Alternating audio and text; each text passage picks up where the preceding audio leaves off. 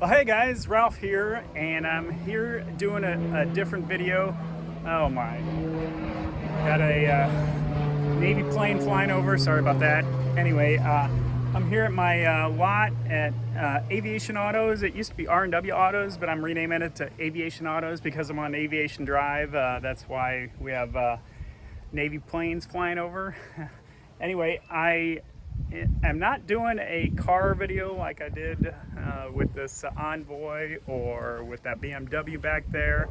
I never did one with that Lexus, and I might do one with this $300 Sequoia that we're rebuilding there.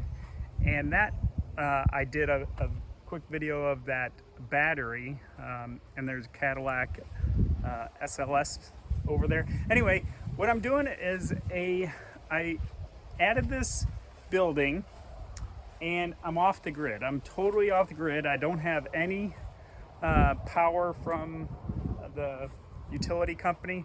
So I tried solar and with LiFePO batteries, and then I decided, well, that wasn't enough, so I went and bought a cheap $270 with tax inverter. It's 2500 watt inverter. So I was just gonna share my experience, so that way other people, I'm a novice at this, or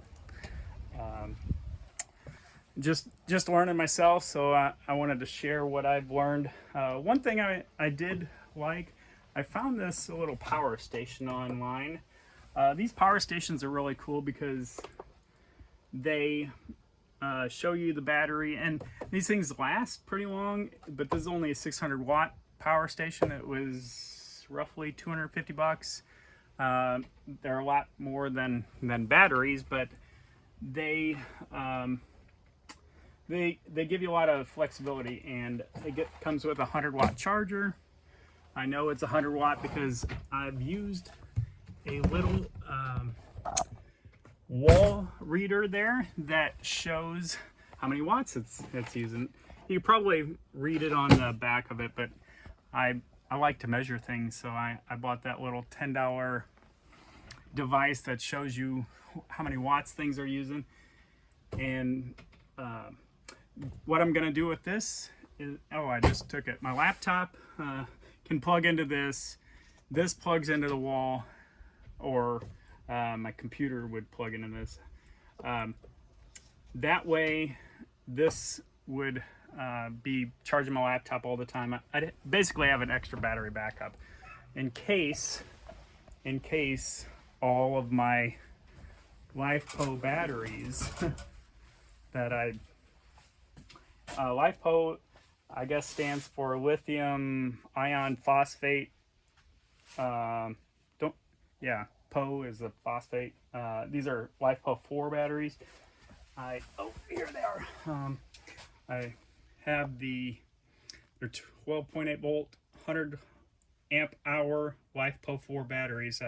I bought 4 of them, and the reason I bought these, they were like next day delivery on Amazon. They're a little bit more expensive than some of the other ones. You can buy probably something like this for about 100 bucks. And I bought 4 of them, and these roughly were $600 for the 4 of them, so almost 150 with tax.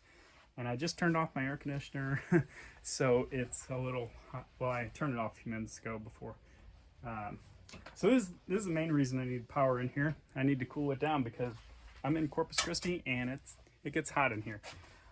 So anyway, these, it's ironic, one of them, or interesting I should say, not ironic, one of them will power that air conditioner. That air conditioner draws about 1200 watts at the peak, and it varies. It's weird. It varies from 900 to 1200. The compressor is on all the time, and it still varies, goes up and down. And it is an 8000 BTU air conditioner, like a little, whatever you call it, portable air conditioner. These batteries are supposedly 1200 watt hour batteries, but one battery running that air conditioner alone only lasts a half an hour. Oh, here's my laptop. 2 batteries last about an hour and 15 minutes. So you get more out of 2 batteries than you get out of 1 battery. And then I added a 3rd battery and I got 3 hours. So it actually went up to what I would have expected, an hour per battery. 4 batteries I have not tested yet, but my guess, based on the other results, it's going to be about 5 or 6 hours. And that was the reason for me getting the inverter outside. So that way I can recharge the batteries while I'm running the air conditioner. You know, I can recharge these quickly, a lot quicker than those solar panels can. I'm not sure if I'm not set up right, but they take forever to recharge these batteries. I'm talking about days. And I am using a cheap MPPT. I forget what that's stands for, but it's a little bit better inverter than these cheap inverters that come with the solar panels. I'll probably throw a description up there in a minute, just telling you what the differences are. But this one's 100 amp.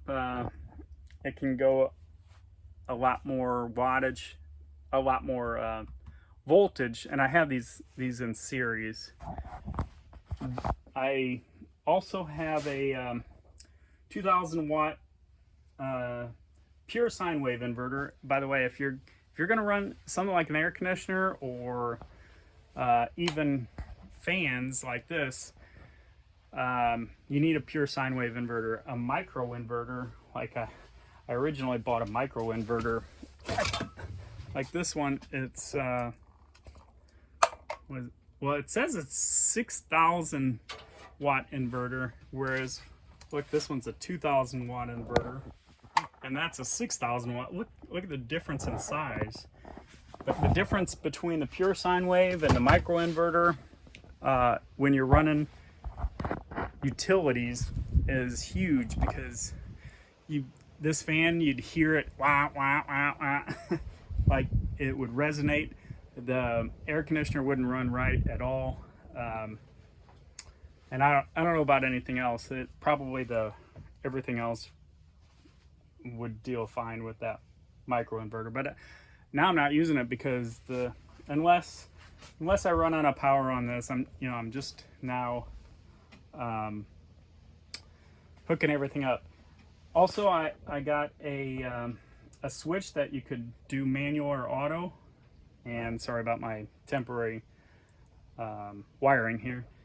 But this switch allows me, if I want to run off of the inverter outside, I can, or I can run off this inverter inside.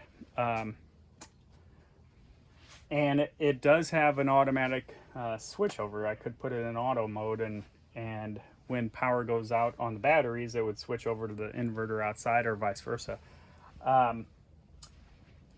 But right now, like I said, I have the inverter just gonna turn it on and recharge the batteries.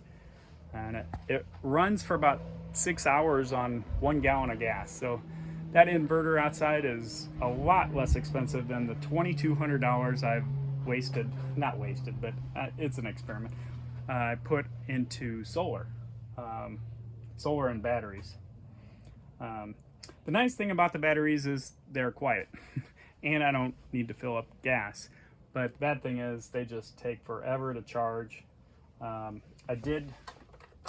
am using it when I have the inverter on. This 20 amp charger recharges it.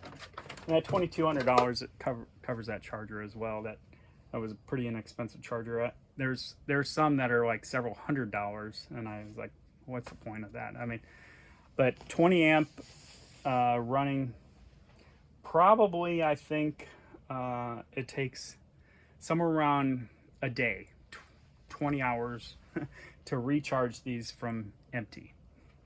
And that's that's with both solar, and I can charge both solar and using that charger. So anyway, I just wanted to give you a quick overview of my attempts at running off grid. So far, I like it. I mean, it's a lot better than spending 10,000 hours to hook up to the utilities here, and I have the freedom to basically do what I want here. That's it for now, and I just wanted to share that my experience with you a little bit, and I'll talk to you later.